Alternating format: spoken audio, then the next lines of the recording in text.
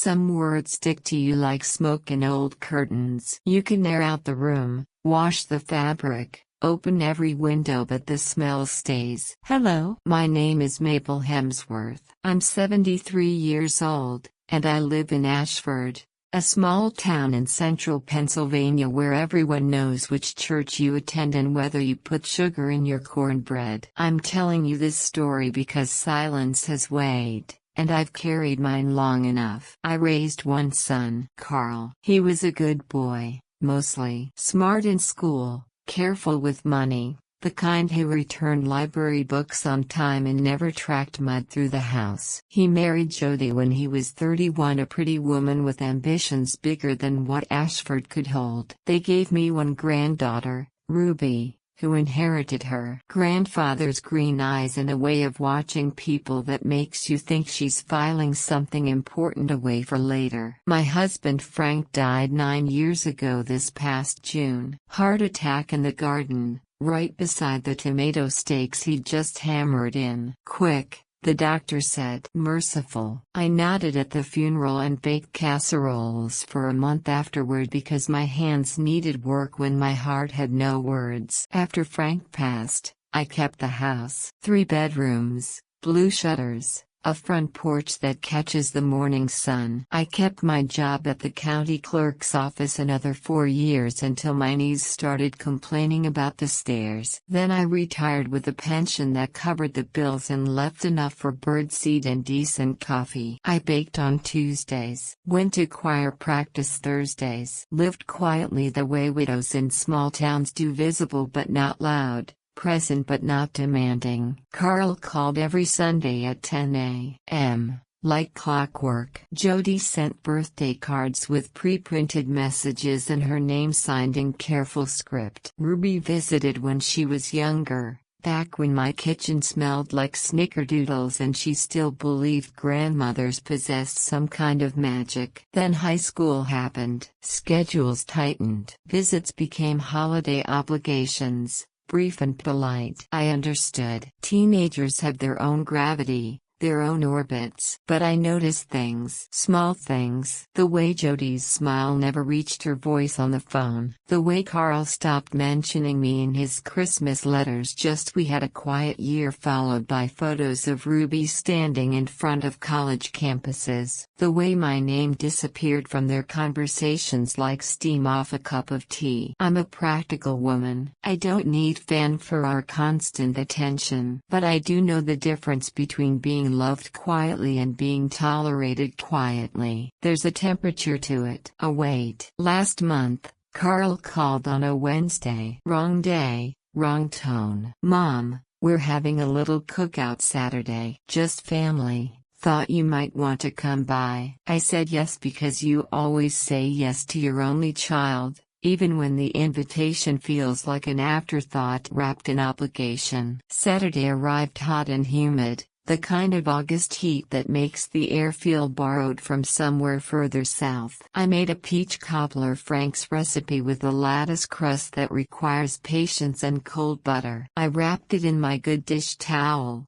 the one with blue checks that doesn't show stains. I drove the 4 miles to their house in my Honda with the cracked dashboard. They'd moved 3 years back to a newer development on the east side. Big yards, young trees still held up by stakes, driveways wide enough for boats nobody owned. I parked on the street because their driveway was full. Carl's Subaru, Jodie's white Lexus, 2 cars I didn't recognize. I walked up the side yard toward the back gate. Voices carried over the fence. Laughter. The hiss of a grill. I stopped at the gate, adjusting the cobbler in my hands, smoothing my blouse pale yellow, the one Carl once said looked nice on me. That's when I heard her. Jodie's voice, light and casual, like she was commenting on the weather. I mean, honestly, she's 73. Why is she even still alive? A pause. Then another woman's laugh, short, nervous. Someone clinked a glass. Carl said nothing. I stood there behind the fence, cobbler warm against my ribs, peach juice seeping into the towel. My hands didn't shake. My breath didn't catch. I simply stood there and let the words arrange themselves into a sentence I could read clearly. Then I pushed the gate open. The backyard was decorated the way Jodie decorated everything, mason jars with wildflowers, string lights that wouldn't glow until dusk, a table with a linen runner the color of sea glass. Carl stood by the grill in a new apron. Jodie perched on the arm of a patio chair, wine glass balanced on her knee, talking to a couple I vaguely recognized from Carl's office. Ruby sat on the deck steps, earbuds in, scrolling through her phone. Nobody turned when I came in. I crossed the grass, set the cobbler on the drinks table beside the lemonade pitcher, straightened up. "Hello," I said. Carl looked up. "Oh, Mom." "Hey, you made it." "Not we're so glad you're here." "Not come sit down." "Just acknowledgement.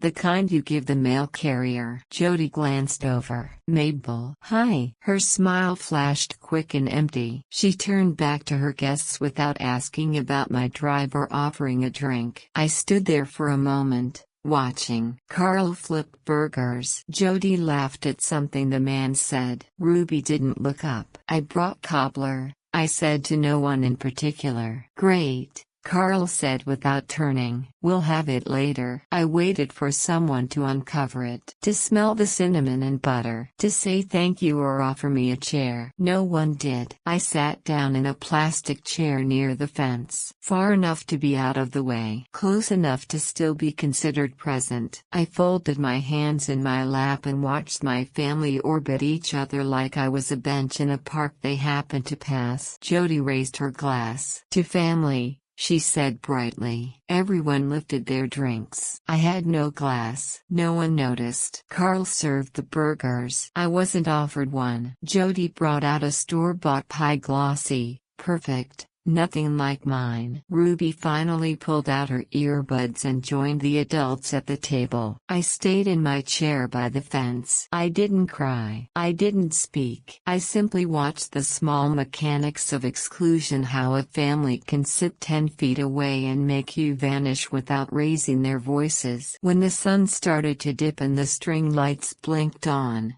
I stood, smoothed my skirt, walked back to the drinks table and picked up my cobbler, still wrapped, still untouched. Carl glanced over. "Leaving already?" "Yes," I said. "Thank you for inviting me." Jodie didn't look up. Ruby met my eyes for half a second, then looked away. I let myself out through the side gate, got in my Honda, set the cobbler on the passenger seat, drove home through the orange light of a Saturday evening that looked like any other Saturday evening, except it wasn't. I didn't cry when I got home either. I unwrapped the cobbler and ate a piece standing at the kitchen sink. It was good, buttery, sweet, the crust flaky the way Frank always liked it. I ate another piece. Then I covered it with foil and put it in the refrigerator. I made tea. Earl Grey, no sugar. Sat at my kitchen table with a bills folder, the old address book, and a blank legal pad. I clicked my pen once, twice. Then I started writing. I wrote my name at the top of the page, Mabel Catherine Hemsworth. Then I drew a line under it. Below that line,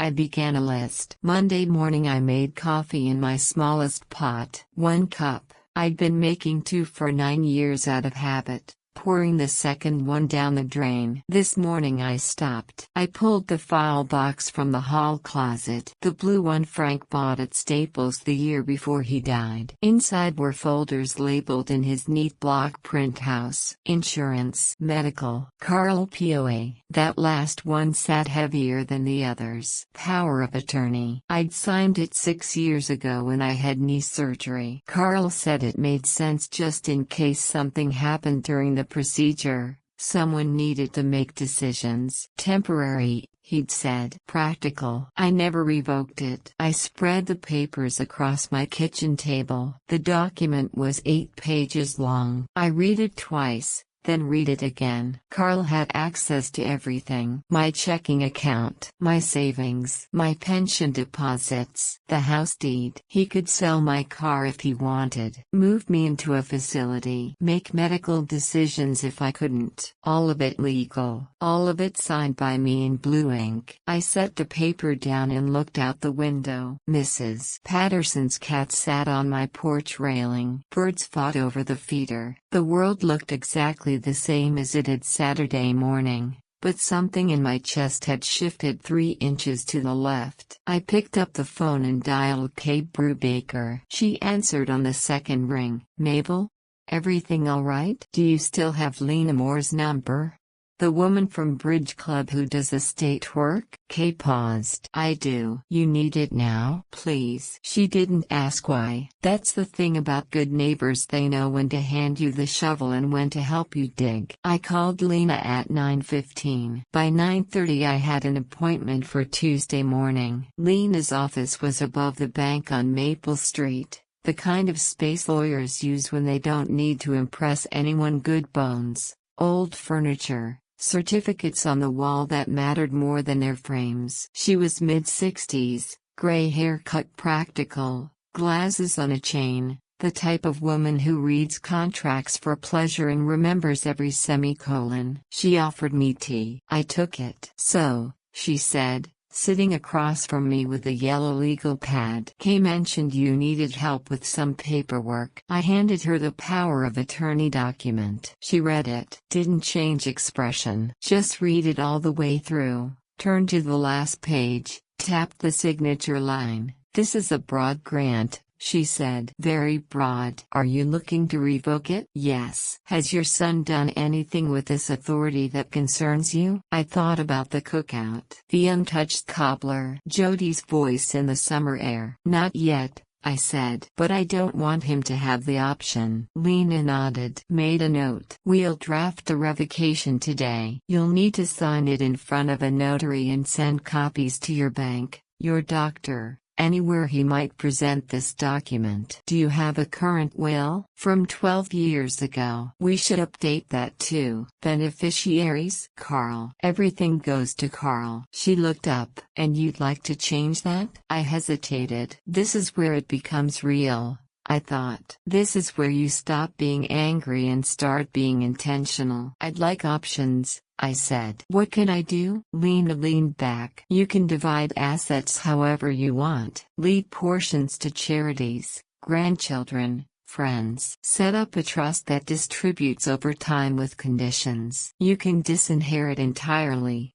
though in Pennsylvania you'd want to be explicit about it to avoid challenges. I listened. Took notes on the back of an envelope. Here's what I recommend, Lena said. We revoke the POA immediately. We draft a new will that reflects your actual wishes, not what you thought you should do 12 years ago. We make sure your banking has beneficiary designations that bypass probate. And we create a living will so your medical decisions stay yours. How long does this take? A week for the documents. But Mabel, she leaned forward. Once you do this, your son will probably find out. Banks send notifications when signatories are removed. Is that going to cause problems? I thought about that. Imagine Carl's face, his voice on the phone, the accusations, the hurt feelings, the obligation I'd feel to explain myself, to soothe him, to make it easier. Then I thought about sitting in that plastic chair while my family ate burgers 10 feet away. Let him find out, I said. We spent 2 hours going through everything. Lena made her lists. I made mine. By the time I left, I had a folder thick with papers to review and an appointment the following Tuesday to sign. I stopped at the hardware store on the way home. The young man behind the counter couldn't have been more than 20. Thin beard,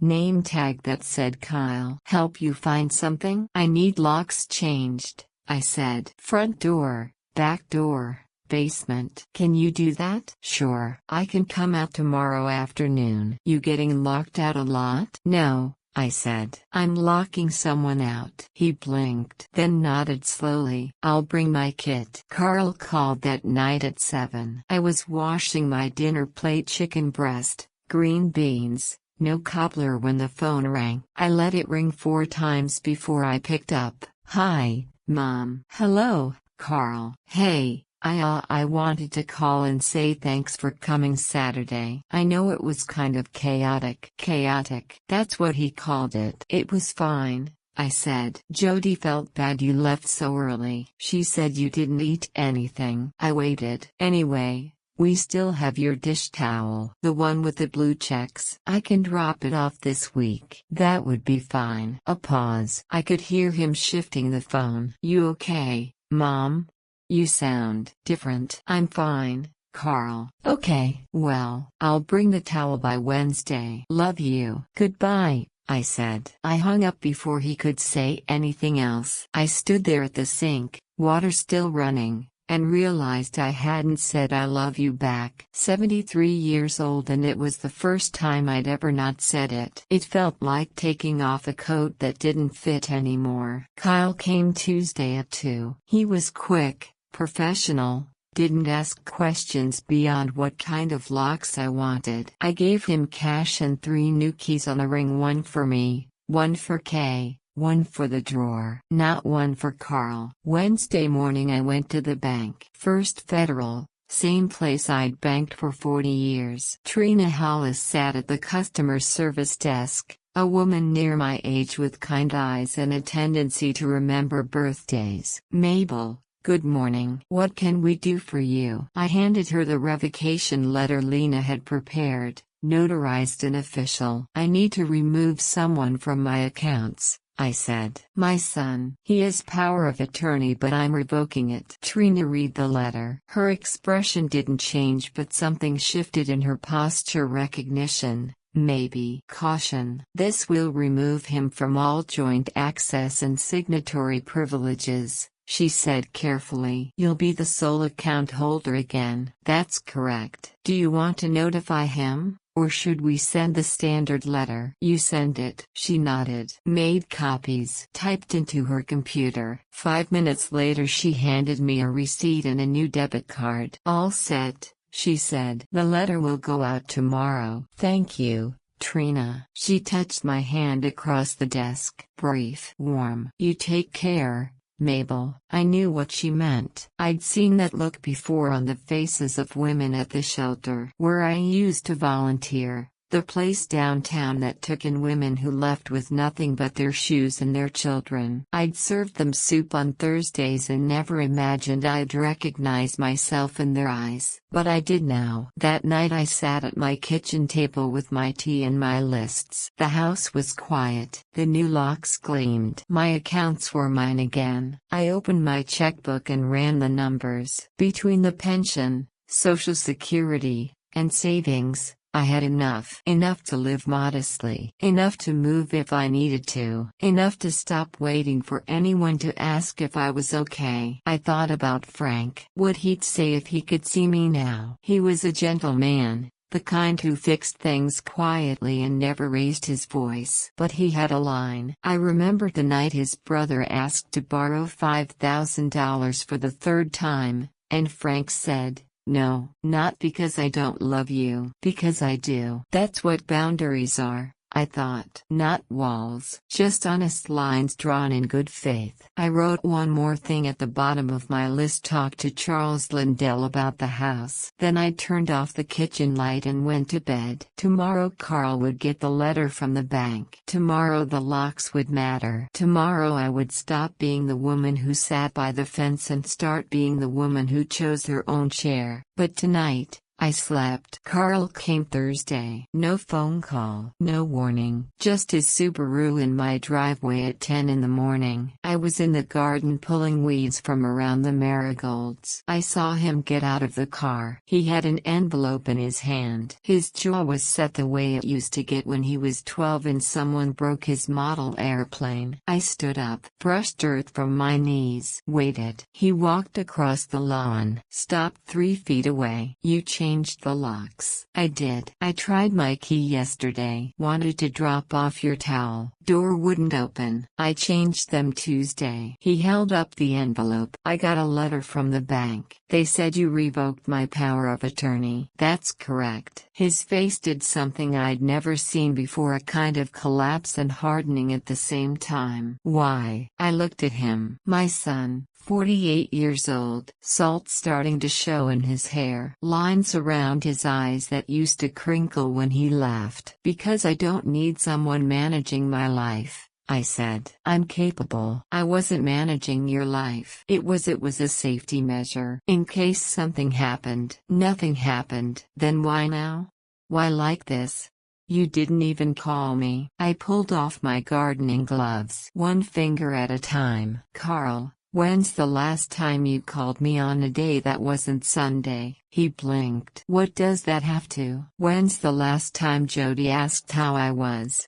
When's the last time you invited me to dinner and actually meant it? We invited you Saturday. You invited me to sit in the corner while you toasted to family and served burgers to everyone except me. His mouth opened, closed. He looked at the envelope in his hand like it had instructions he'd missed. Mom, if you felt excluded, you should have said something. I'm saying it now. By changing locks and pulling bank access?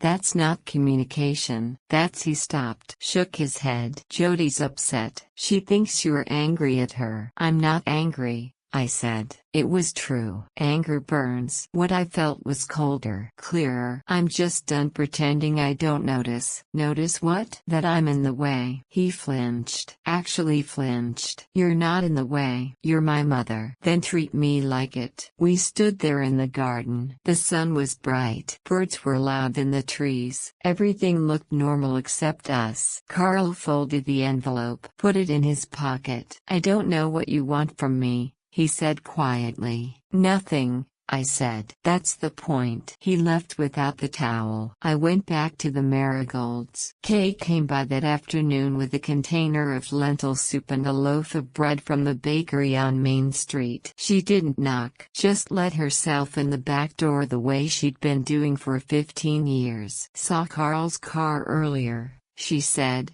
setting the soup on the counter. Looked tense. He was. You okay? I nodded. We heated the soup, split the bread. We didn't talk about Carl or locks or bank letters. We talked about her daughter's new baby and the heat wave coming and whether the church fundraiser would happen this year. It was ordinary, warm, the kind of kindness that doesn't announce itself or ask for credit. When she left, she squeezed my hand at the door. You call if you need anything, she said. I mean it. I know. After she left, I sat at the table with the empty soup bowl and realized how long it had been since someone fed me. Really fed me. Not out of obligation. Not because it was a holiday. Just because. I put the bowl in the sink and cried for 90 seconds. Then I stopped and washed my face. Ruby called Friday night. 9:30. Late for a 16-year-old on a school night. My phone lit up. Unknown number. Hello, Grandma?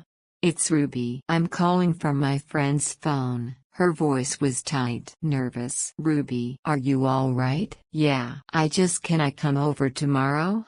Just me. Not Mom or Dad. Just me. I hesitated. Thought about Carl's face in the garden. Jodie's voice at the cookout. The ways families turn children into messengers and weapons. Does your mother know you're calling? No. Will she let you come? I'll tell her I'm going to Becca's house. Please. I need to talk to you. Something in her voice. Something urgent and fragile. All right, I said. Tomorrow, 2 o'clock. Thank you. A pause. I'm sorry, Grandma. For what? For Saturday. For not saying hi. For everything. I closed my eyes. Opened them. We'll talk tomorrow, I said. She came at 2 exactly. Rode her bike. Locked it to my porch railing. She wore jeans and an old sweatshirt, hair pulled back in a ponytail. No makeup. She looked younger than 16. She looked exhausted. I let her in, offered iced tea. She took it. We sat at the kitchen table, the same one where I'd written my lists,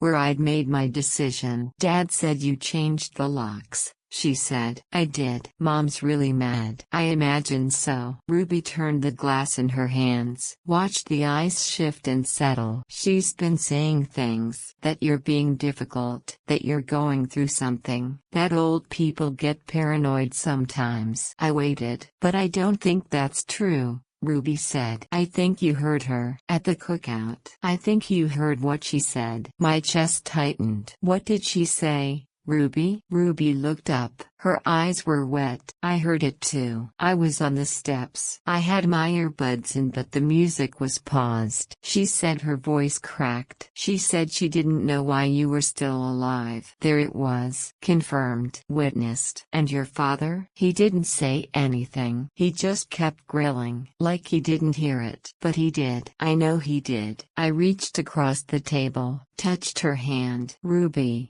You don't have to carry this, but I do, because I didn't say anything either. I just sat there. I watched you come in with the cobbler and nobody even said thank you. I watched you sit by the fence all by yourself. And I didn't get up. I didn't say hi. I didn't do anything. Her voice broke completely then. She cried the way teenagers cry, big, gasping, ashamed of it. I got up, brought her a tissue, sat beside her instead of across from her. Ruby, listen to me. You were scared. You didn't know what to do. That's not the same as being cruel. But I hurt you. Yes, I said, because it was true. But you're here now. She wiped her face, looked at me with those green eyes, Frank's eyes. Mom doesn't want me to see you anymore. She says you're turning into a bitter old woman and it's not healthy for me to be around you. I absorbed that, felt it land somewhere below my ribs. And what do you want? I want to know the truth. About everything. About why you changed the locks and why Dad's so upset and what you're going to do now.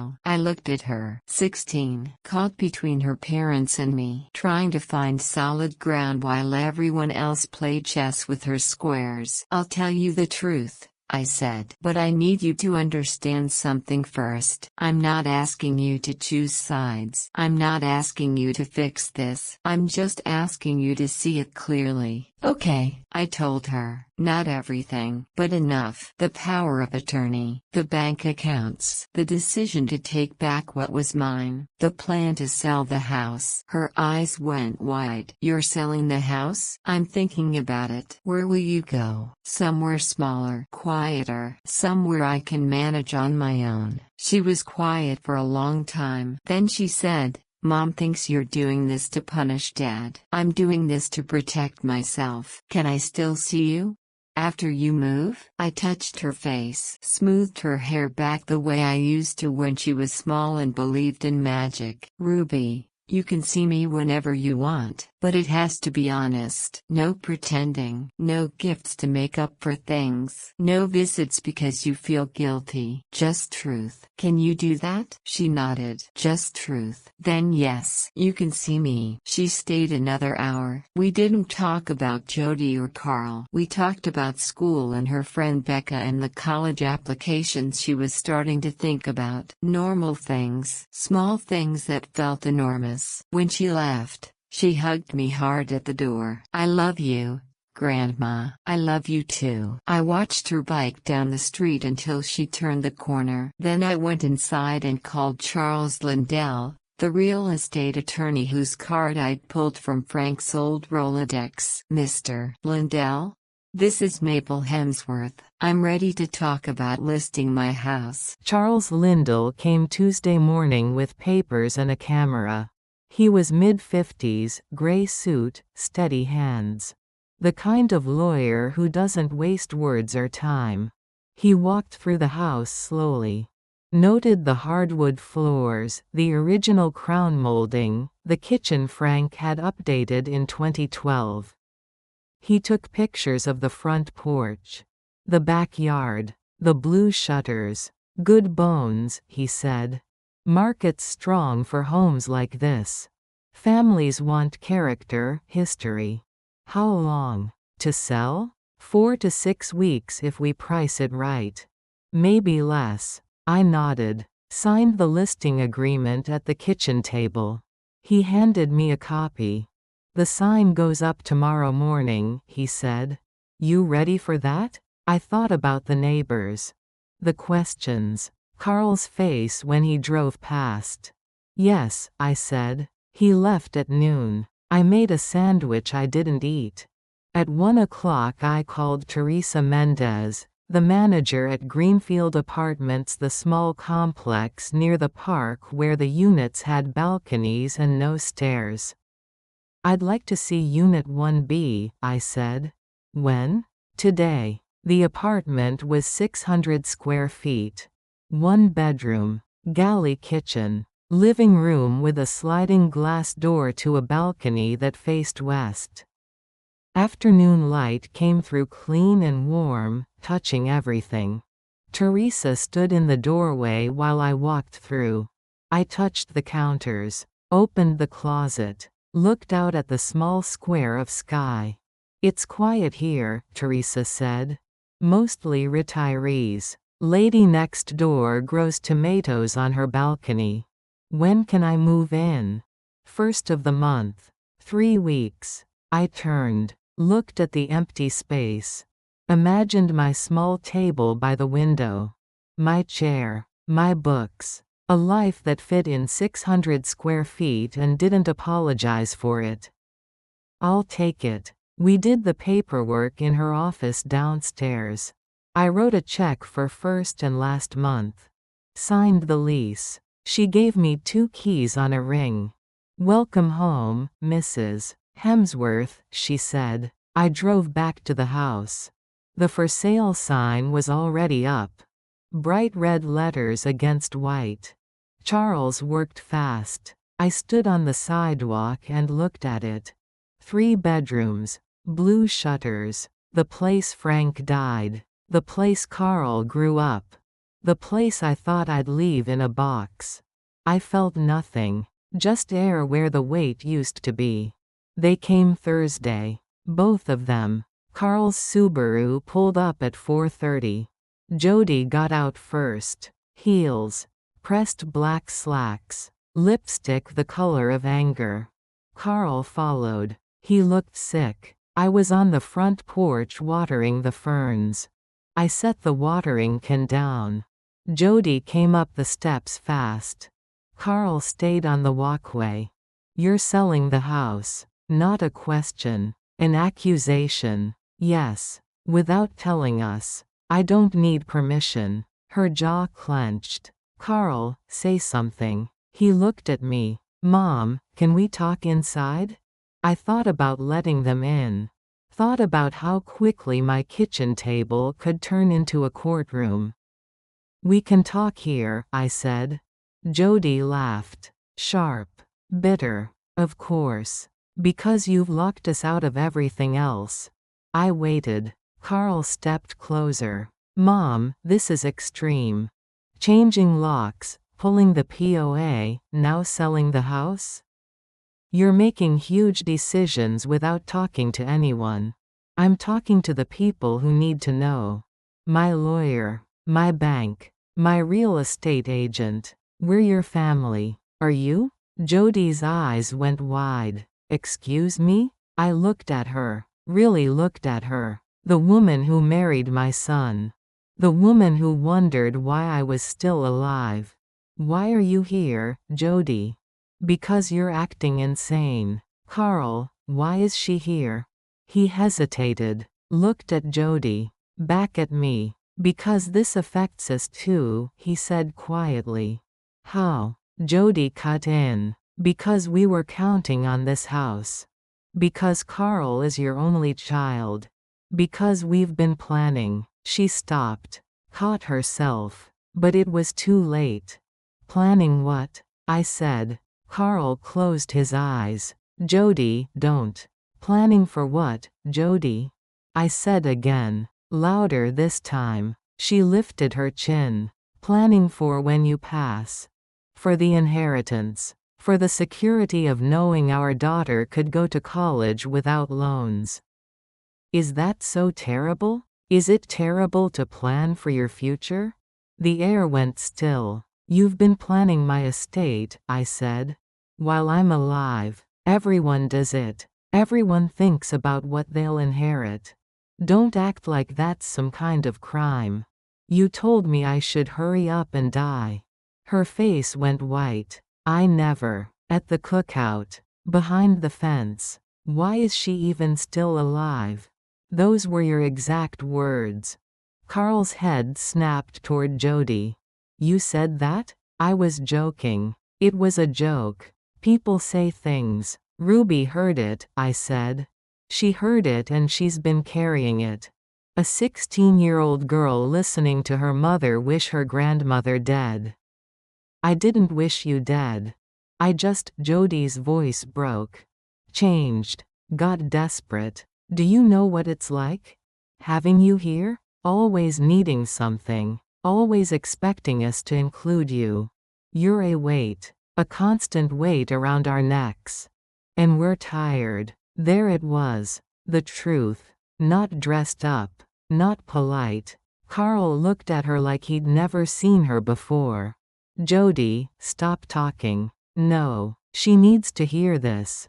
We're drowning in bills. Ruby's college is coming. Your mother has a house worth $300,000 and a savings account she'll never spend, and we're supposed to just wait? Just smile and pretend we don't need it? I never asked you for anything," I said. "You didn't have to. You just existed. And existing is expensive." The words landed like stones in still water. Carl's voice came out strangled. "Jodie, get in the car."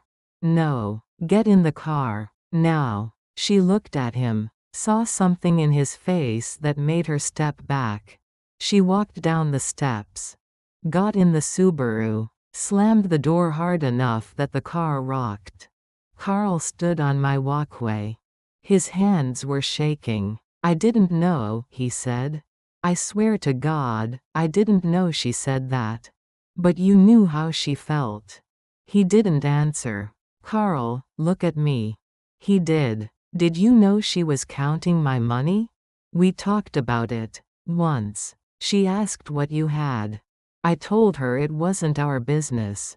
"Once?" His face crumbled. "More than once." I nodded. Felt something in my chest go numb.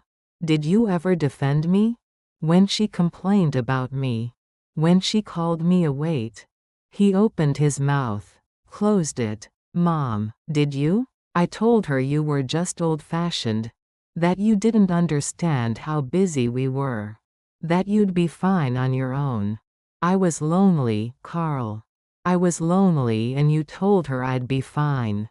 He started crying. 48 years old and crying on my front lawn. "I'm sorry. God, Mom, I'm so sorry." I wanted to comfort him.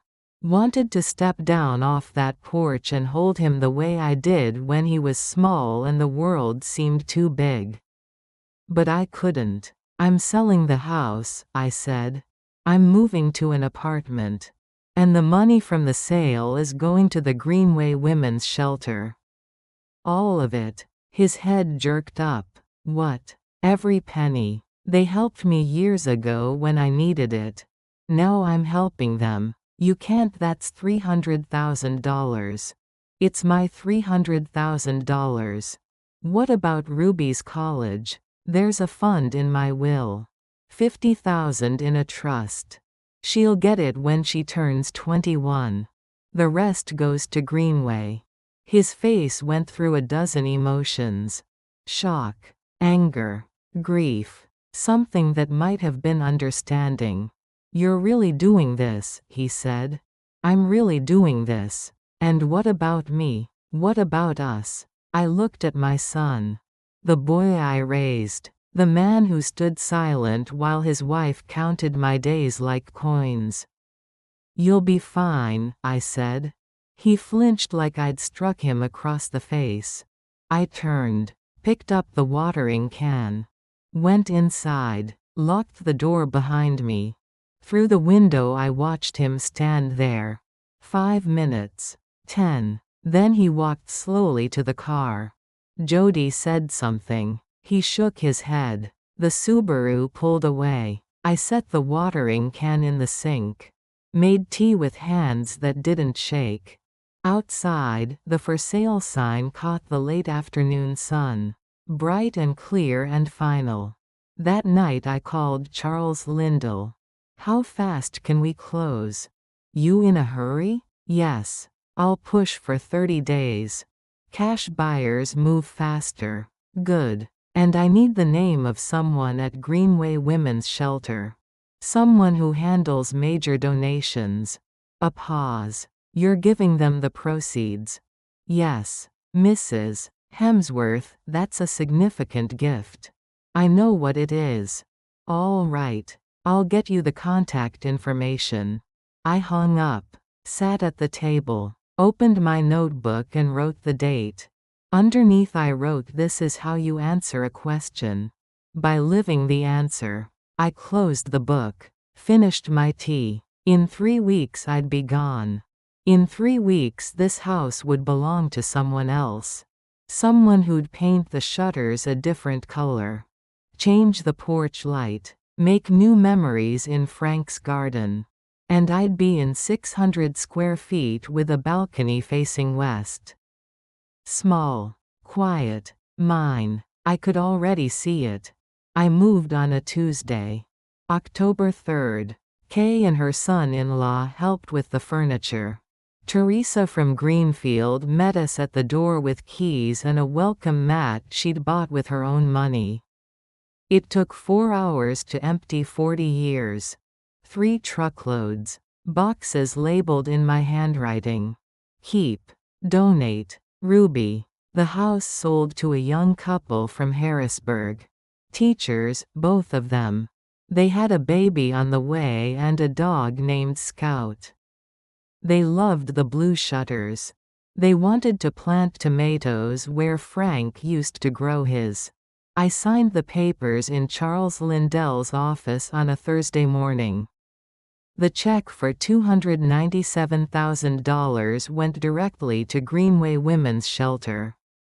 I kept $3,000 for moving costs and first month's expenses. The director called me that afternoon. Her name was Paula. She cried on the phone. "Mrs. Hemsworth, we can expand. We can add 8 more beds. We can hire another full-time counselor." "Good," I said. "Use it well. Can we put your name on something? A plaque? A room?" "No. Just use it." She was quiet for a moment. Then she said, "You know, we keep records going back decades. I looked you up. You stayed with us for 6 nights in 1998. I remembered. The fight with Frank that went too far. The night I couldn't stay in my own house. The shelter that took me in without questions or judgment. I did," I said. "You came back every Thursday for 2 years after. Served soup. Sorted donations. Sat with women who needed someone to listen. Yes. Some people leave and never look back. You came back. Someone gave me a bed when I needed one," I said. "Now I'm giving beds back." After we hung up, I stood in my new kitchen, small, clean, mine, and let myself feel it. Not pride. Not righteousness. Just the simple mathematics of survival. Someone helped me once. Now I could help someone else. The circle closed. Ruby came every Sunday. We had a rule. No lies. No pretending. She'd ride her bike over after church. We'd sit on the balcony with tea and whatever I'd baked that week. Banana bread, mostly. Sometimes lemon bars. She'd tell me about school, about Becca, about the colleges she was starting to visit. I'd tell her about my week. The book club I joined at the library. The birds on my new feeder. The quiet. We didn't talk about Carl much. Or Jodie. But one Sunday in late October she said, "Dad's seeing a therapist." I looked at her. "Is he?" "Yeah. Mom doesn't know. He goes on his lunch breaks." "How do you know?" I saw the receipt on his desk. I asked him about it. He didn't lie. I thought about that. My son. In therapy. Trying. That's good, I said. He asks about you sometimes. If I've seen you. If you're okay. What do you tell him? That you're good. That you're happy. Am I? She smiled. Yeah, Grandma. I think you are. I realized she was right. I was sleeping through the night. My chest didn't hurt anymore.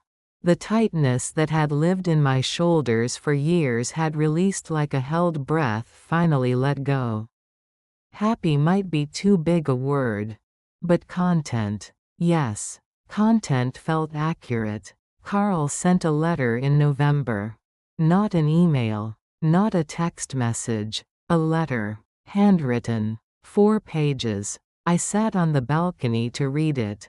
The sun was setting. The air smelled like wood smoke and coming winter. Dear Mom, I don't know how to start this, so I'm just going to start. You were right. About all of it. I was silent when I should have spoken. I was complicit when I should have defended you.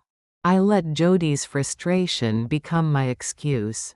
I told myself you were fine because it was easier than admitting I wasn't calling. Wasn't visiting. Wasn't seeing you. I've been going to therapy. Trying to understand how I got here.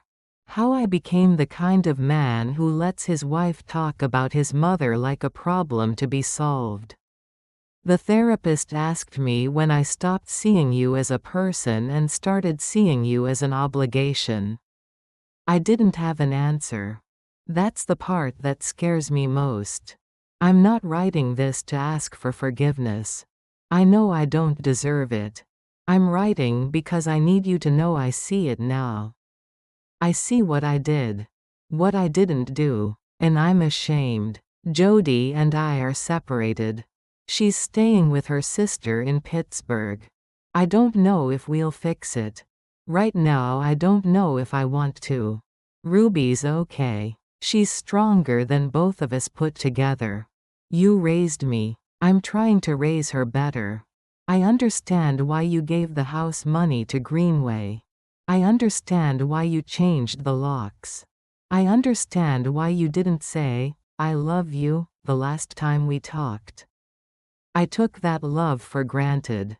I thought it was a thing that just existed. Unlimited. Unearned. I know better now. I'm not asking to see you. I'm not asking for anything. I just wanted you to know I'm sorry. And that I'm trying to be better. Your son, Carl. I read it twice. Then I folded it carefully and put it in my desk drawer. Not hidden. Not displayed. Just there. I didn't write back. Not yet. Maybe not ever. But I kept the letter. And that felt like something. Winter came quiet. Snow in December dusted everything clean. The balcony tomato lady, her name was Ruth, brought me soup when I had a cold. Kay visited twice a month. We played cards. Talked about nothing important. Laughed about everything. I joined the choir at the Methodist church down the street. We practiced Wednesdays. Sang at services once a month. My voice wasn't what it used to be, but it was still mine. I started walking in the mornings. Around the park. Past the shelter. Sometimes I'd see Paula outside, talking to a woman with a garbage bag of belongings and a child on her hip. I'd wave. She'd wave back. No words needed. I was learning something. Life doesn't stop at 73. It doesn't stop when your family forgets you. It doesn't stop when you lock a door or sign a paper or sell a house. It just keeps going. And you can either drag behind it like something caught on barbed wire, or you can walk beside it on your own 2 feet. I chose to walk. My birthday came in March. 74. Ruby brought tulips. Pink and white. A card with 2 chairs on a porch and a message inside that said, For the woman who taught me that staying is a choice, not an obligation. We sat on the balcony. Ate lemon cake I'd baked that morning. Watched the sky turn from blue to purple to dark. "Do you miss the house?" she asked. "Sometimes. I miss Frank's garden. I miss the way the light came through the kitchen window at breakfast time." "But," I smiled, "but I don't miss the weight of it." "Of what?" "Of being invisible in my own life." She nodded, understood without needing more words. We sat in comfortable silence. The kind you can only have with people who don't need you to fill every empty space with noise. After she left, I sat on the balcony alone. Pulled out my journal, the one I'd started the night of the cookout. I turned to a fresh page and wrote. They asked why I was still alive. Here's the answer. To remember my own name. To set my own table. To choose who gets a key. To know that love without respect is just noise. To prove that at 74, you can still build a life that fits. I closed the book, looked out at the park. The bare trees waiting for spring. The walking path where I'd walk again tomorrow morning. The life I chose instead of the life I was handed. Some people might call what I did cold, harsh, unforgiving, but I call it survival. I'm not a bitter old woman. I'm not erased. I'm not waiting by anyone's fence for scraps of attention. I'm Mabel Hemsworth. I live in Ashford, Pennsylvania. I bake on Tuesdays. I walk in the mornings. I see my granddaughter on Sundays. And I keep my door open just wide enough for people who knock with honest hands and open hearts. That's not bitterness. That's dignity. And at 74, dignity is the only inheritance that truly matters. Thank you for listening to my story. If it meant something to you, if you've ever felt invisible, if you've ever had to choose yourself when no one else would, I'd be grateful if you'd share it with someone who needs to hear it. Subscribe to hear more stories like this one. Leave a like if Mabel's journey touched your heart. And turn on notifications so you don't miss what comes next. Sometimes the most important stories are the ones we almost didn't tell.